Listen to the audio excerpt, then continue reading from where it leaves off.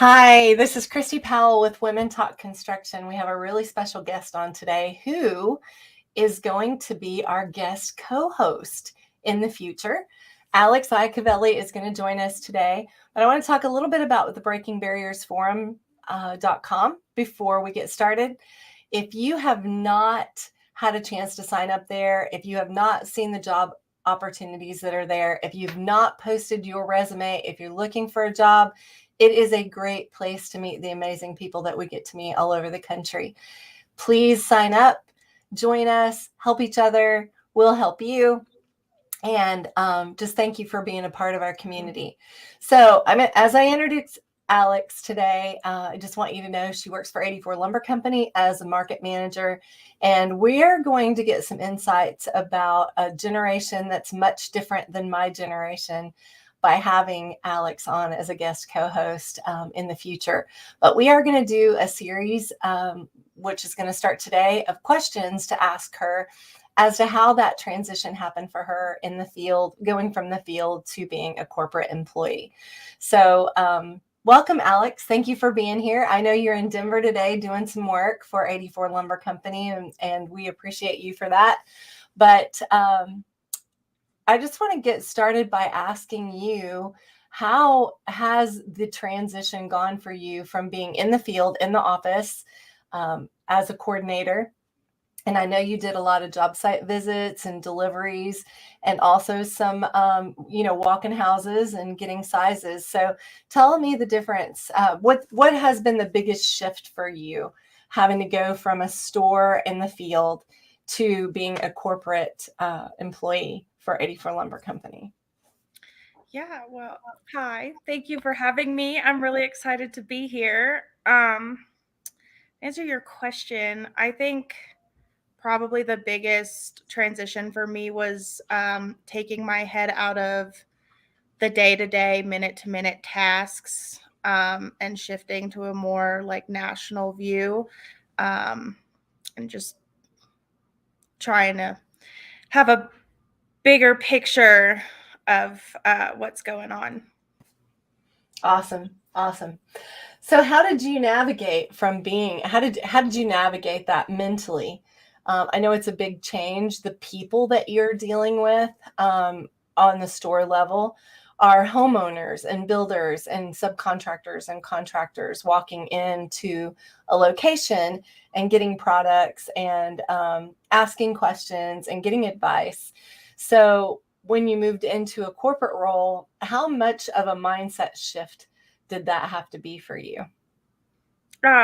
Huge. It was a completely different role. It may as well be a completely different world, honestly. But I think all of my experience working at the store really informed how I want to serve our customers and our communities from this role. Um, when you're working with them every day, you get to know people and what they need. And I was able to bring some of that knowledge along with me um, to try to make sure I'm doing a good job in my current role.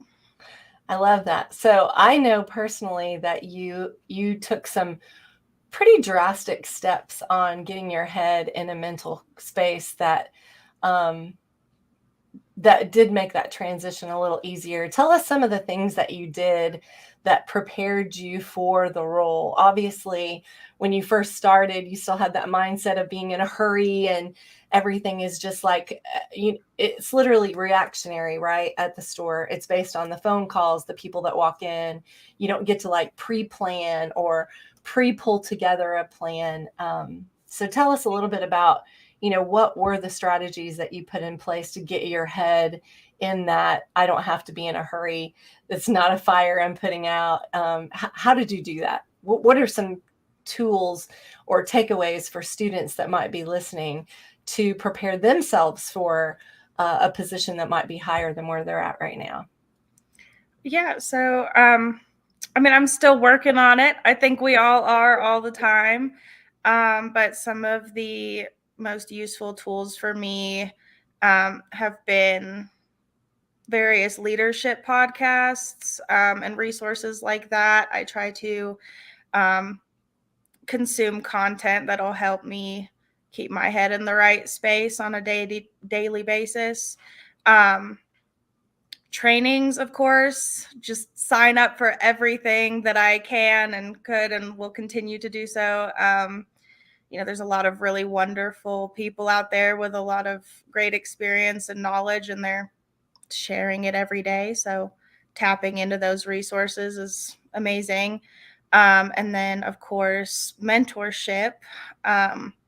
Everywhere I go, I'm keeping an eye out for, what are people doing that I think is amazing? Who do I admire? What about them and how they show up do I appreciate so much? And then doing my best to, um, build a relationship with them and pick their brain and benefit from some of their experience as well.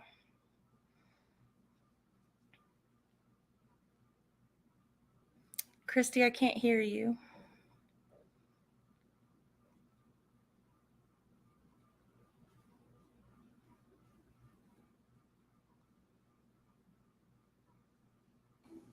There we go. How's that?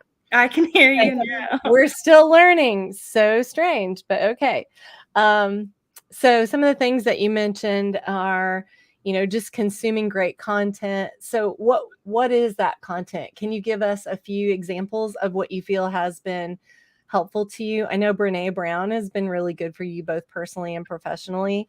Can you name some other things that you're listening to or consuming, reading that have been, just something in particular that somebody could go run out and get a book or run and download a particular podcast that you feel like it's been really helpful? I think it's really specific to kind of what you're doing and what your goals are. I know for me, one of the leaders in my organization that I really look up to and I want to make sure that I'm on the same page with listens to John Maxwell. So I listen to John Maxwell, and that's been amazing to help make sure that my thinking is aligned with the leaders that I'm dealing with. So smart. Yeah, so I think it's really just making sure that you're finding content targeted towards your goals and your community.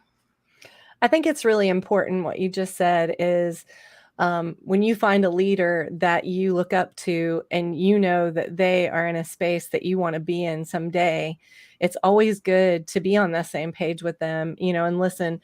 One of my leaders listens to Franklin Covey and does all of the Franklin Covey training. So I made sure that I did the same so that by listening to that, it kind of gives me an inside grasp on where he's might be coming from when we have meetings, and it just makes things so much smoother when I'm trying to make determinations for my role and leading in my department. It helps me go, oh, I know this is what he would be thinking because this is the kind of leadership style that he has.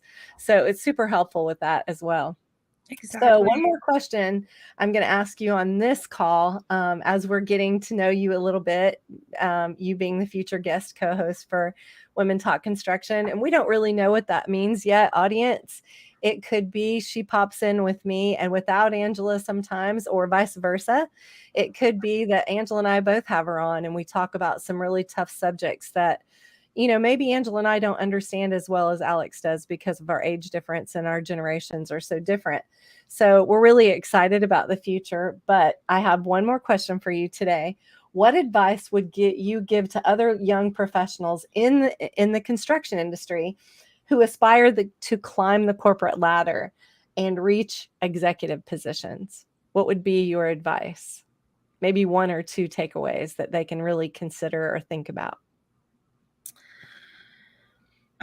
I think the biggest thing for me and my experience in trying to meet any goal or climb up any ladder is being willing to learn, showing up with the willingness to work and the willingness to learn will get you really far because there's going to be leaders everywhere you go who recognize that in you and are willing to lift you up with them, which I think is amazing.